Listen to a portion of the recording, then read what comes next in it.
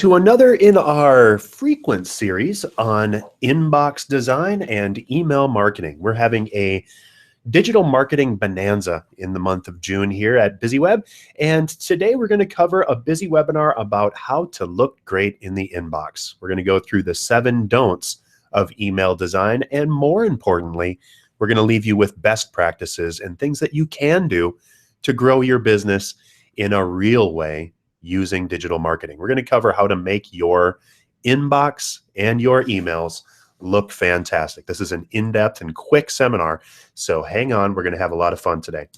All right, first, wanted to cover a couple of things. If you are live on the webinar and you are watching from the page on the site that's right here, and you've just clicked play, you may want to do yourself a favor and click on this link that I've just highlighted here where it says YouTube channel.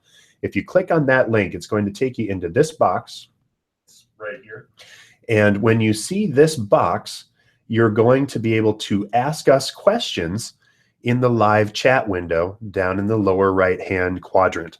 So if you'd like, you can ask a question here. And if you ask that question, everybody will be able to see that. If, however, you don't want to ask a live question and you'd much rather connect with me offline, or if you would like a digital version of today's presentation, then what you can do is get a hold of me at this connection. If you send an email to dave@busyweb.com or contact us at 612-4BUSY-O, 424-9990. We would love to connect with you. So you can request the PowerPoint, ask questions by sending an email to me at Dave. Or again, if you'd like to ask a question live during the seminar, I'll be checking this about every 5 or 6 slides, and we'll be asking, or if you want to ask that question, the easiest way to do that is through the live chat window. So here we go.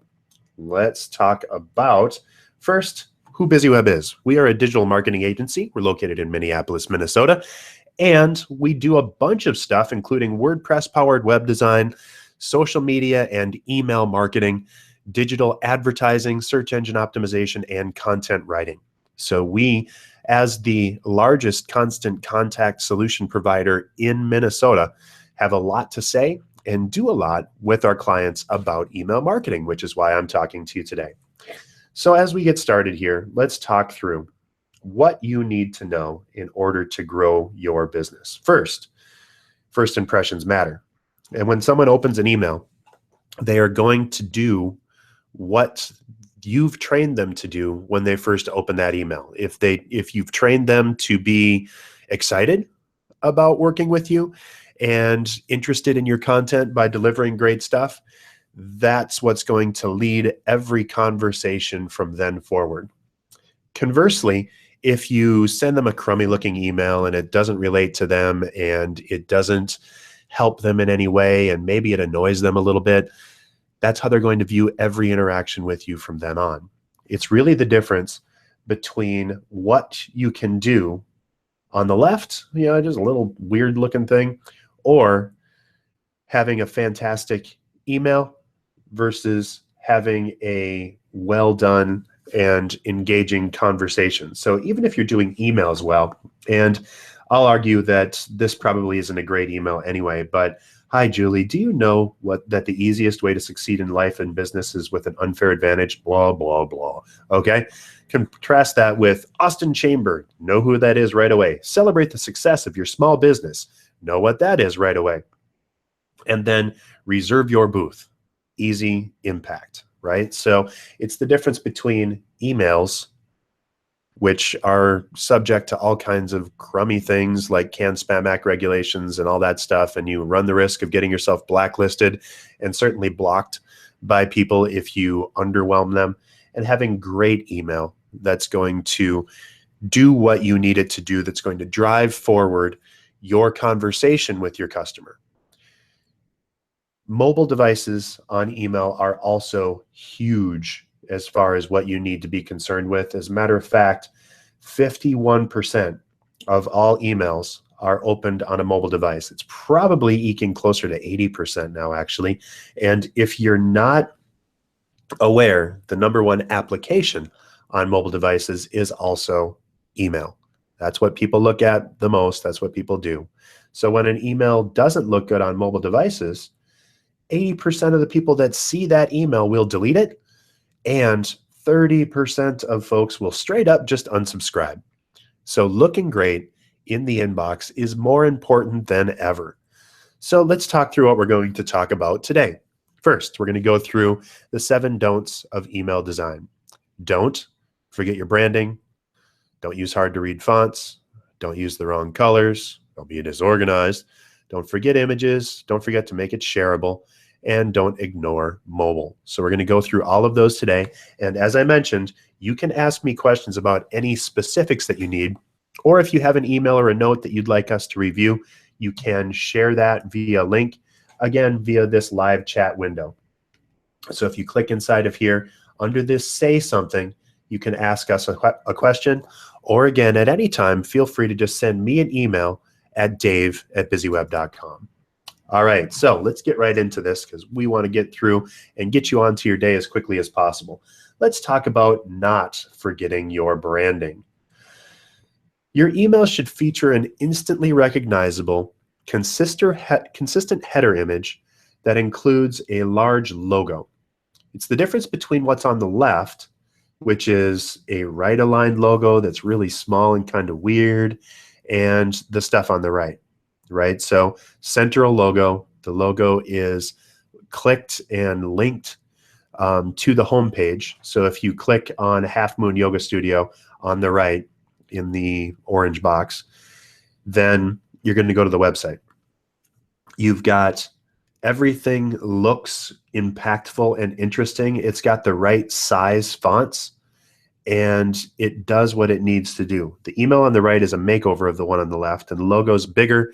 It's at the center of the email template. You can easily see the Yoga Studio's branding right away. It matches all the same colors, fonts, images, and it makes sense, right? And think about how you're most recognizable. Just like you, the people who read your emails are really busy. So how do you win the battle of priorities and get more people to stop and open that email, or read your Facebook posts and tweets, or share your pin on Pinterest, or whatever? Think about how you prioritize your own messages. Or if you're on Facebook, think about your news feed. And pay close attention. What you do is you pay close attention to who that message is from. Who an email or social media post comes from turns out to be the most important part of winning the battle of priorities.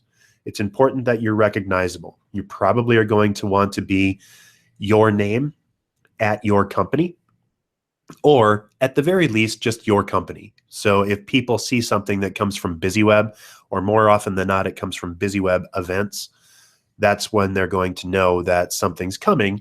And that's probably how you found our event today. You also might be more likely to respond to Dave at BusyWeb or Jen at BusyWeb. You're probably not going to respond to sales at BusyWeb or some random email address, right? So if I had bobsmith@yahoo.com or something crazy like that, I don't know who that person is. I don't know who that company is. They haven't even taken the time to brand their email. So I'm probably going to just skip away and not pay attention to that email. In your email, make sure you're consistently using your logo and the colors that you use in the rest of your marketing so that you're additionally instantly recognizable. Use great images of your business, product, or people so that your audience can easily connect with what your organization does and who you are. And we'll talk more about images in a little bit. But make sure that you use consistent language as well across your marketing. So at BusyWeb, we tend to be a little bit funner, a little bit tongue-in-cheek. Our text inside of our emails matches the brand and the tone of what we talk like, of what our website looks like, of what our social media posts look like. So Baked by Melissa's does a great job on this, on being consistent with their logo and images. And they're not afraid to use the same content and images across email, website, and social, because you're just reinforcing your brand. Remember that just because you're seeing something on Facebook and website and email, don't be fooled to think that your customer is experiencing the same thing, because they're probably just going to see it in your email. They probably don't check your Facebook page every single day, and they're also probably not checking your website every single day. And even if they are, they'll probably view it more as happenstance and a happy coincidence than, oh my goodness, they're over inundating me. BusyWeb does a lot of marketing for a lot of clients, and we never get complaints from our customers that we're over communicating or doing the same thing in too many places. Just pick your products. Know that each one of the things that you do is probably targeting a different person and or demographic, and don't be afraid to share that content wherever it makes sense to do so. So next up, don't use hard to use fonts. Here's an example. Your main email's goal is to communicate, but what if those words are hard to read? Here's 2 common errors. First, using too many fonts. Combining too many different fonts makes your email look messy. Pare it down to no more than 2 and only use the italic and bold styles to add variety. And using fonts that are too small is also problematic because with smartphones being the main way that people tend to check email, it makes a lot of sense to increase those sizes so that people can read it. At least an 11-point font for body text and at least 22-point fonts for headlines. Take a look at how the fonts are used in the email on the left. There's all kinds of crud on the page, and several of the fonts are hard to read on a computer screen, that weird scripty stuff. The email on the right is way easier to read with consistent fonts and larger font size.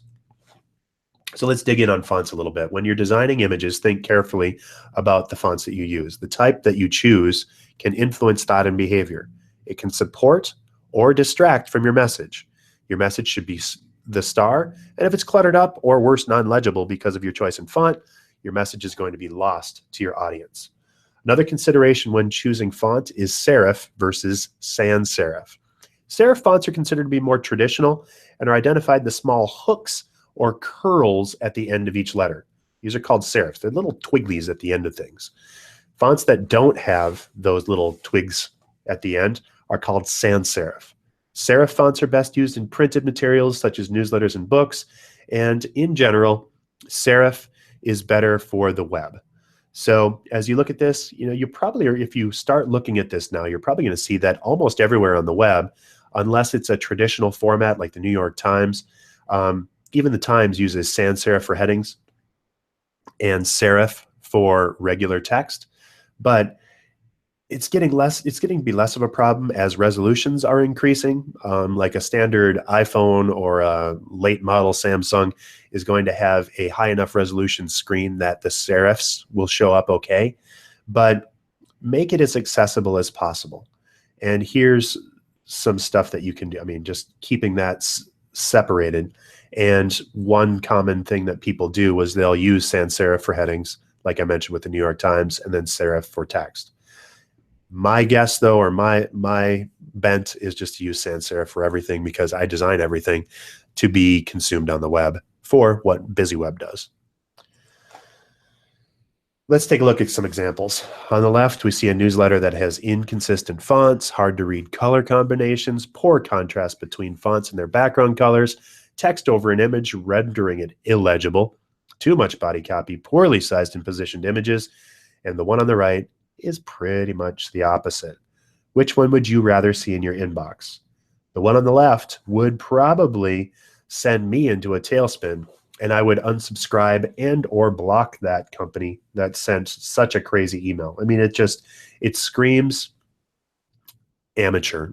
It screams someone that doesn't really care enough to present themselves well. If you're showing up for a blind date and you've got dirty shorts on and you haven't showered in 7 days, that's what that one's like. On the right, you've cleaned up, you're ready to meet new people, and you're putting your best foot forward. And when we talk about the colors, let's talk about using the wrong colors. And actually, I want to skip over, just make sure we don't have any questions. Looks good. So we have a lot of people watching. So if you do have a specific question, I know I'm going kind of fast, but I want to get through everything today for you. Ask questions on the live chat window. Again, if you go into this page, and if you're watching live from this window, you might want to consider just clicking YouTube channel to open up the official YouTube page, because inside of there you can chat a question. Don't be shy.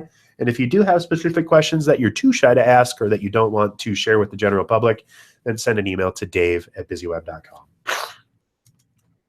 All right, so let's talk about colors. First, for your email to look professional and inviting, you don't have to master color. The biggest color mistakes are choosing colors that are overly bright or too fluorescent. And people also use too many colors. Use a palette with 2 dominant colors and then tone down everything else.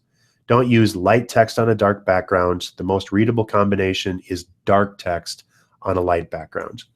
Let's compare the emails on the screen. The email on the left has too many colors, and they're not branded or complementary.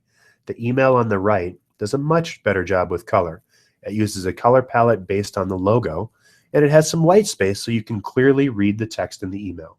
Also note, all of the fonts on this email, with the aside from the logo of Half Moon, are all sans serif, much easier to read. Color is the key consideration for your visual content. Color catches your audience's attention and boosts engagement. Studies have shown that different colors create different emotional responses and influence customer reactions. 85% of shoppers say color is the primary reason they buy a product. Color also increases brand recognition by 80%. And it's not an accident that major social networks such as Facebook, Twitter, and LinkedIn use blue as their primary color. Blue happens to be the favorite color of 40% of people worldwide.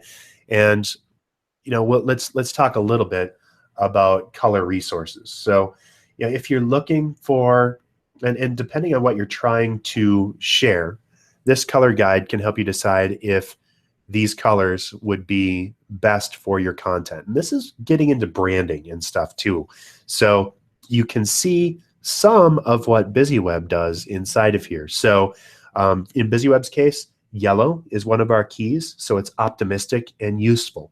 It gets attention of window shoppers or people that are happening across. Also, blue is trust and security associated with banks and businesses. So youthful, optimistic, energy, and trusted, respected, someone you want to do business with. Blue and yellow are our colors at BusyWeb. If you're looking to clear or to project energy and probably power, red increases heart rate and creates urgency. That's why there are red tags on everything. And green is the easiest color up for the eyes to process. It also conveys wealth and relaxation. Orange is aggressive. It's great for calls to action, subscribe, buy, or sell. Black is powerful and sleek. If you have a luxury product, having black as one of the key components of your email and or website would be great. Although, again, be careful with the black text on light or black background on light text because it tends to be harder to read. Pink is romantic and feminine, product marketing to women and girls, something that's softer, something that's just intended to calm. And then the master of calm is purple. Soothing, calming, beauty product marketing, or of course, if you're Prince or the Minnesota Vikings, you want to stick with that too. So match your brand. And then talking about colors and how they're used, if you can't read it, neither will your customers. So when applying color to your design, you should consider color choices that work well together, complement your brand, and project the kind of feeling you're trying to convey. It's important your message isn't lost and that you reach your readers looking your best. What colors you choose and how you use them can make the difference between looking professional or being marked as spam. Some things to watch out for are extremely bright color combinations. It doesn't matter how many or what you're doing inside of there. If you think it'll catch attention, that's true, but bright colors are hard to look at. And especially if you look at the kind of pinkish purple on the green, just hurts to read. And same thing with the purple on the dark or the orange on the green. It's just tough to see. As well, bright and textured backgrounds, these will distract your readers from your content. They'll compete with all the other far more important aspects of your email or your website or your social media post, and your message will be lost. If you use background textures, they should be subtle, should have a matte background, like a light white, and maybe set to be no more than 50% opaque. Set back in second place to any of your other content. Too much of anything isn't good, including colors. Too many colors makes your design busy and hard to look at. Try to keep at your main color palette and don't use any more than 3 colors in that palette. Contrast, especially between text and background, is important. Light text or objects on a light background will be lost, as will dark text on a dark background. Keep your message clear and defined by making sure it shows up, and avoid using color combinations such as red and blue, red and gray, green and red, and any other combinations that are hard to read. Focusing on those combos is difficult for the human eye, and content will actually appear to wiggle, causing eye strain. So if you're looking at this closely, especially if you're viewing it full screen, it's really tough to read, and it kind of almost looks animated, but I guarantee it's not. Finally, choose colors that are harmonious. Reflect your brand as easy, or make your brand as easy as possible on the eyes. Use contrast when placing text against a color to ensure your message can be easily read. So you've got that. These are all kind of easy colors to use. Here's some tools in order to gather color schemes. Colors are an effective way, of course, to make an email instantly identifiable. There's a couple free tools that you can use to match colors by determining their RGB value, red, green, blue. The 2 types of code or hex values are the HTML codes. ColorCop for PC and Digital Color Meter for Macs have a color value identifier tool that'll allow you to pull an exact color from your website to use in your marketing material. When you go to select the colors from your email, a provider like Constant Contact will allow you to enter the exact values so your colors are perfect matches. Tools like the Color Schemer online and Adobe Color CC can take that even further by creating a palette of complementary colors around your primary color. So in this case, the Color Schemer at colorschemer.com/online, you can enter a color and it'll give you complementary colors to that color. And then you can check it and see how that's going to work. Adobe Color CC, which is what I actually prefer, is a great tool. You just pop in your color again, and then it'll give you complementary colors and tell you how to use those.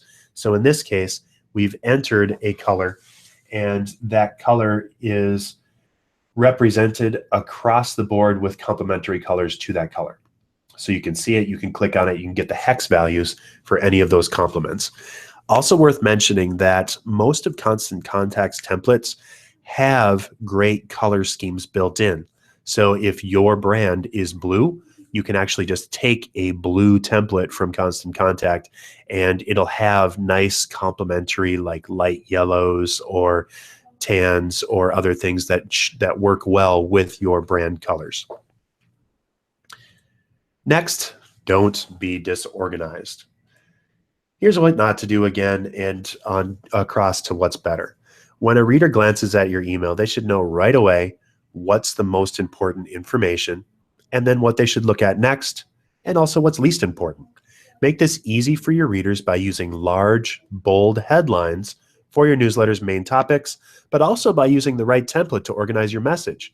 Be sure to pick a template that's mobile responsive so smartphone readers can easily navigate through your information.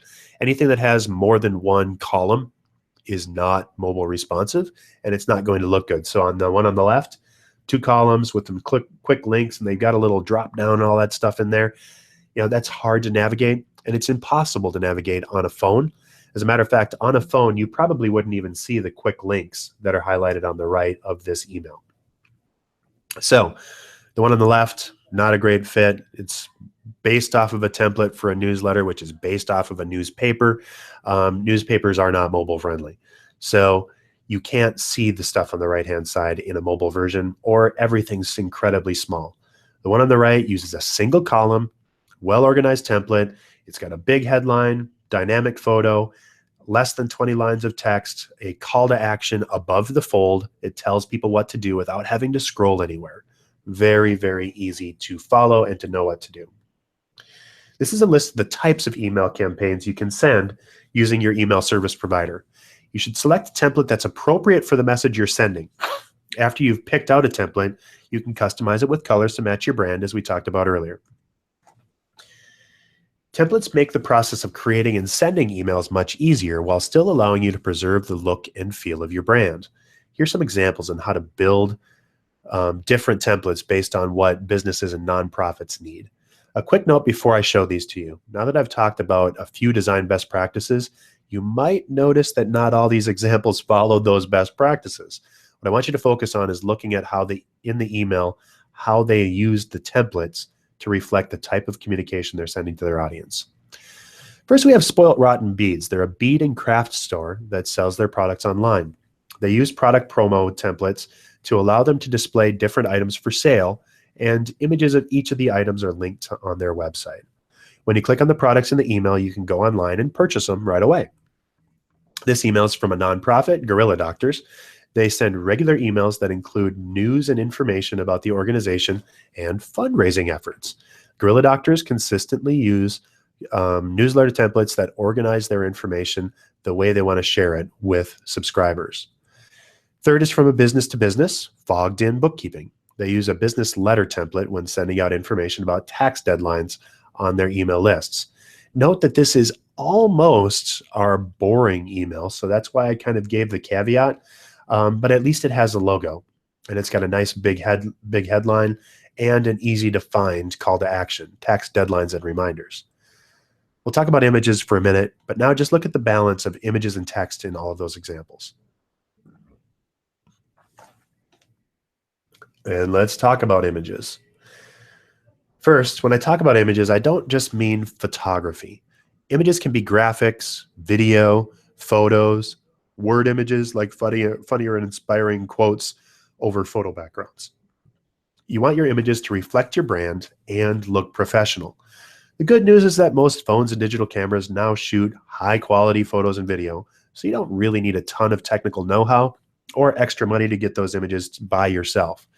I have done, about a year ago now, a busy webinar on how to shoot great photography, how to shoot great videos, and mostly photography and videography is about two things: great lighting, and in video's case, great sound.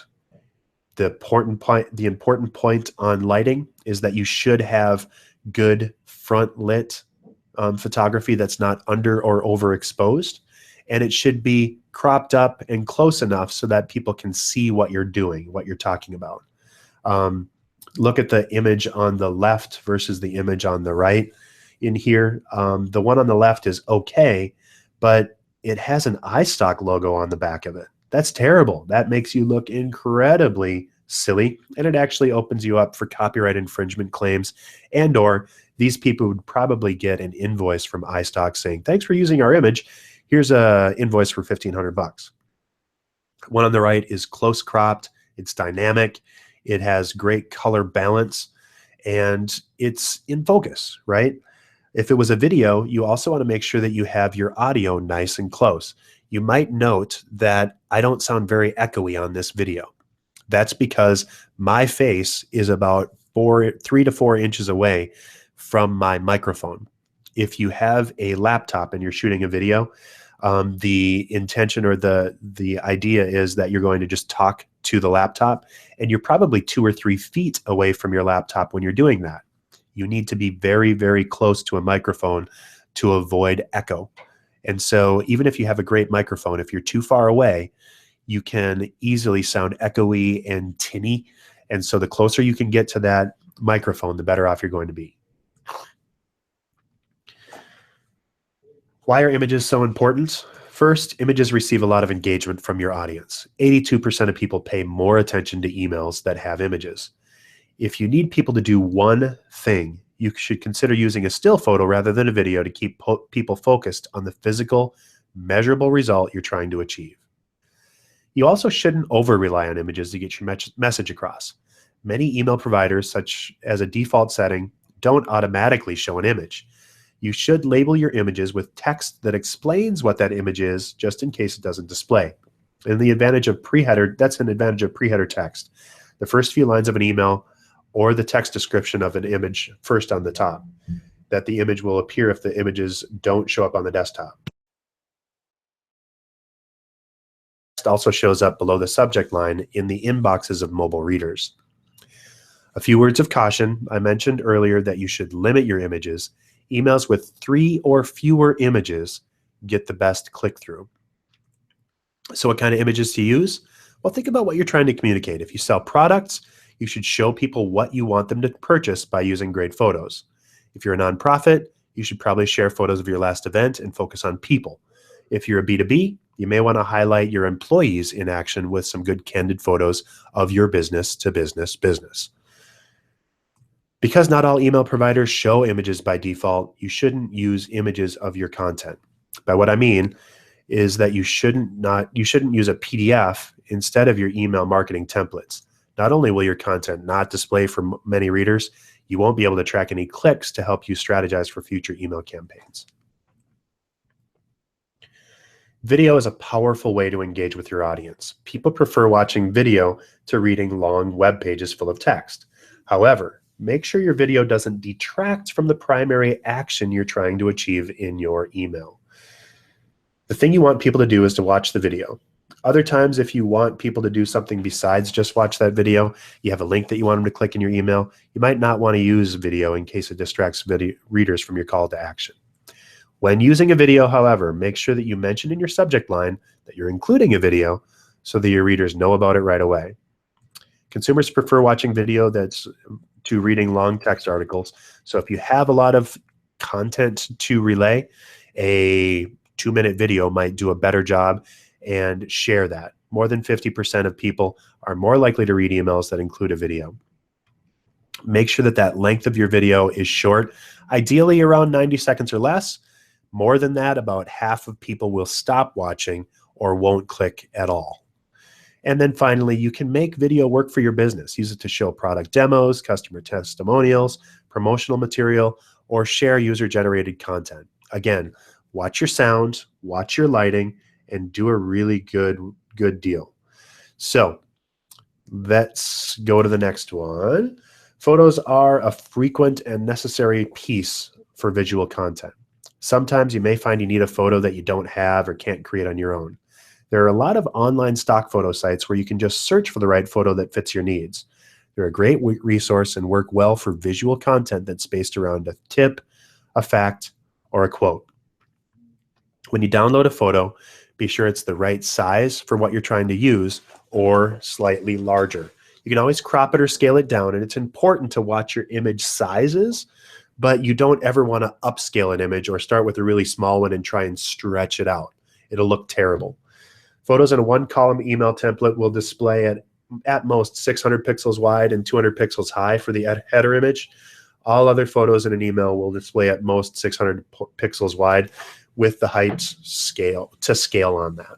It might be tempting, but it's never a good idea to just use any image you find through a Google search. I've had examples with my clients who have gotten into a lot of trouble and or received $1,500 invoices because they used their images wrong. They went to Google Photos or they went to Google image search, they grabbed the photo, inserted it, and Getty Images sent them an invoice. That's actually one of the main ways that stock photo sites make their revenue.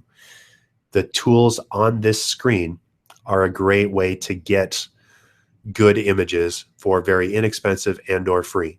freedigitalphotos.net, at freedigitalphotos.net, stockvault.net, or my personal favorite, photopin.com, are great ways to find fantastic images. You just go to photopin.com, you search for your search term like bees, and it'll share with you all kinds of images that are Creative Commons licensed to be used in a commercial format for free, as long as you give attribution.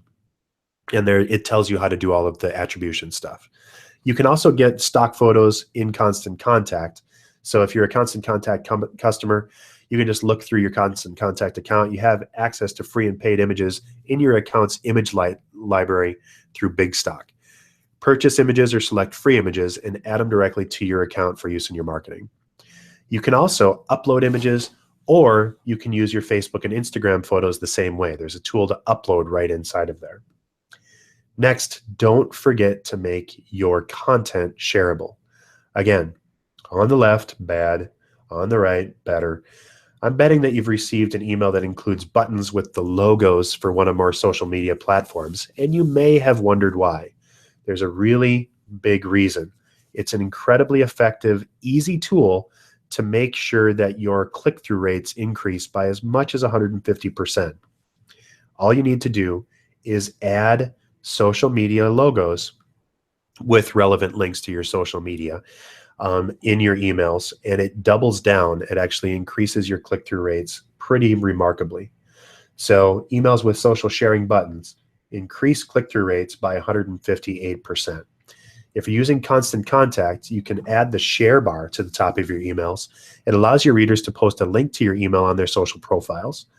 Remind your audience to share your promotions. Ask them to like it on Facebook, retweet on Twitter, pin on Pinterest, share on Instagram, and they'll connect up with you. And then add social media buttons that link to your business's social media profiles as well. The buttons are a nice visual reminder for them to click and follow you online. Your audience has a lot of influence via word of mouth, and you can get your promotions in front of more people, their friends and family, if they'll help to spread the word for you. There's also a social share tool inside of Constant Contact, and your social share tool can do just like Hootsuite would do, or just like BusyWeb. When we create websites for our clients, we build the website such that whenever you publish something to your website, it can automatically post that content across Facebook, LinkedIn, Twitter, Pinterest, Google+, whatever. And so you can have that set up and then it'll work for you. Finally, don't ignore mobile. I've talked about this a couple times, but let's go through some tips on how to make your email look great on a mobile device. 80% of users, as you remember, might delete an email that doesn't look good on a mobile device. And remember, more than half of all email is read on mobile devices.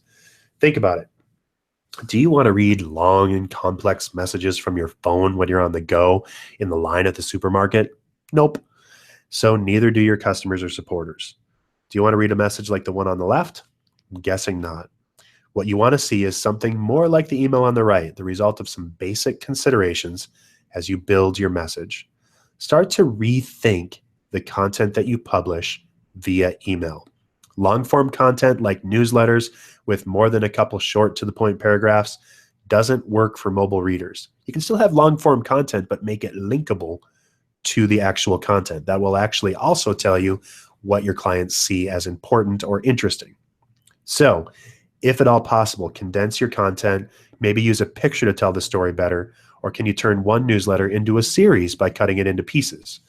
If you have longer and more complex content or assets, again, send an email with a clear call to action with a link that directs people to where that asset is on your website, your blog, on Facebook, or whatever. Common issues, lengthy text. If you have too much stuff, tiny fonts, multiple columns, look at how terrible this looks on a mobile device. It just does not work. To keep it more simple, less text is more. Large fonts are more legible. Again, 22-point minimum for headlines, 11-point minimum for text. One column only so that it looks good. Note also that the call to action is above the fold. This one's kind of cheating a little bit. It should have a button right there. It should say register today, but this one's kind of zoomed in to show the point. If you have images that are too big on the site, more than 600 pixels, right? And if they're in the wrong kind of template, what might happen is your images are going to scroll off screen. This poor lady had half of her leg chopped off. If you have hard to find or hard to read calls to action, you're going to miss it. Don't make your emails the digital version of Where's Waldo. People should get what they need to know within that first screen. So instead, size your images to fit and use clear and obvious calls to action. Headstand workshop, Sunday, June 15th, Half Moon Yoga Studio and the address, and register. Simple, simple, simple. There's an app to make this happen. If you go into your mobile device, actually Constant Contact has a mobile app that'll let you build right on your phone. And of course, the templates that we build through Constant Contact can always be previewed on your mobile device. So always make sure that you send yourself a test message and then open it on an Android, open it on an iOS device, and open it on a computer. So let's put everything together. I want to go back and just check that we don't have any questions. And it looks like we're okay. Again, unless you're feeling shy, would love to have you go in via this YouTube channel link and click on the live chat window and go ahead and ask us something. If you'd like to just ask me a question offline, send that message to davidbusyweb.com. Would love to help. All right, so putting it together. Whoa, holy cow, clicked way too far ahead. Sorry about that. So when you get this all set up, you can print this out later, and when you get these slides. So again, send me an email if you'd like the slide and the checklist. So first, think about the preview pane. It's common for email recipients to use the preview pane in their inbox on a desktop, and they're getting their first look at your email there. If they're opening your email on a mobile device, the top section is the first section they see. Maximize those top 2 to 4 inches, keeping all the best practices in mind that we talked about today. The email template you use must be a good fit for the information you're sharing in your message. What are you trying to communicate? Is the information in a newsletter, a product promotion, a business letter? The right template will organize what you're trying to convey and make you look professional. The template should also be mobile friendly. Stick to a one-column template that won't shrink to fit or get cut off by a smartphone screen. Make sure your branding is visible right away. Include your branding colors. Your logo should be visible at the top center of that email, either on the left or the center. I like the center. Never on the right because it could get cut off on a smartphone screen. When you insert your logo, make sure you include your business name in the text description. And sometimes images aren't visible by default based on the recipient's email service or what they've set up on their device. If that happens, the text will appear instead, and they'll still get what you're trying to show them. Speaking of logos and images, make the logos clickable.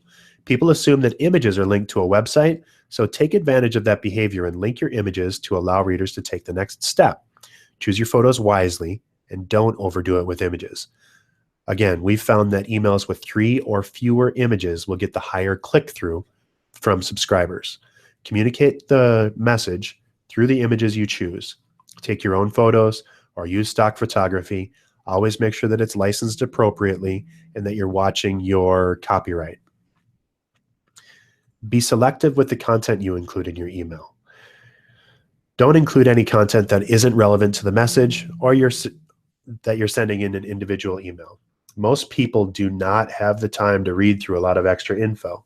In fact, a recent study we did of our customers showed that emails with 20 lines of text or less received the highest click-through rates. If you have calls to action, like asking people to purchase something, register for an event, take advantage of a sale or coupon, or read an article on your blog, make sure those calls to action are above the preview pane scroll line and appear near the top of the screen on a mobile device. Don't make people search for that key action. Be mindful of the links that you use in those calls to action. Don't just put click here when it comes to links in an email. Choose the words you use carefully. Clearly state the value your readers will get when they click on the link. Format your link to stand out. Ideally, use a button. And remember that you want to have enough white space around it and make sure the links aren't on top of one another. More and more, people are viewing emails on their mobile device. And if they're unable to click the link that they want because it's too close to something else, they're probably not going to bother coming back. Finally, don't ignore social media in your emails. Make your message shareable for your readers and usable by you. Including a share bar at the top of the email allows your readers to post a link to their email or share to their social media profiles. Adding social media buttons that are linked to your social media networks can increase your followers because it makes it super easy for readers to click and like you. Using social share tools like WordPress or the social share tool on Constant Contact or Hootsuite can allow you to schedule posts on Facebook, Twitter, LinkedIn, Pinterest, Instagram, whatever, to allow you to share your message to even more people. Now you have everything you need to design an email that looks great in the inbox. You'll get noticed, and your readers will love receiving your messages. Your emails will help to grow relationships with your current customers, gain new customers, and drive more business. If you want to know more, connect with us up at busyweb.com/events. Get your buzz report if you'd like an in-depth marketing analysis of your website at busyweb.com/buzz. All you need to do is enter in your website address and a keyword that you'd like to be found for. And within 15 seconds, you'll receive an email back from us that includes a 10-page analysis with 2 pages of checklists on things that you can do to improve. And if you came across us some other way and aren't yet subscribed to our email newsletter, would love to have you join by going to 22828 on your phone and typing busy in that text message. What'll happen next is you'll get a quick message back from us saying, thank you for your time. Please enter your email address and we'll add you to our list. And then from then on, about once a month, you'll receive something from us with either a helpful tip or trick, or weekly, we invite folks to different events like the one that we're attending today. Would love to have you there. Again, here's how to reach me. Either send a note to dave@busyweb.com or give us a call at 612-4BUSY-O. One final request. If you found this information helpful or interesting, please give us a review on either Google or Facebook. Google, you just Google BusyWeb and then enter the review on the right-hand side. Facebook, a little bit more complicated, but if you go to our page at facebook.com/busyweb, just click on the 5 stars and tell us what you loved about us. We love hearing that stuff back, and everything that we do is built to help you grow your business. As a final thing, we've got a lot of stuff coming up, and if you would like, you can just go to education and events and then the events calendar to see what's happening coming up at BusyWeb. Today was Look Great in the Inbox. Next week, we've got Automate Your Marketing, Getting Started with Email Marketing, 2017 Digital Marketing Trends, What to Say and How to Say It, and How to Drive New Business with Social Media. Like I said, we are trying to set you up in June to have an absolute rock star summer. Attend these events, subscribe up with us, recommend us and give us a review. And of course, if you need some help, give us a call today. I'm Dave Meyer with BusyWeb. Thank you so much for your time and attention today. And remember, at BusyWeb, we help you generate buzz without getting stung. Have a great day.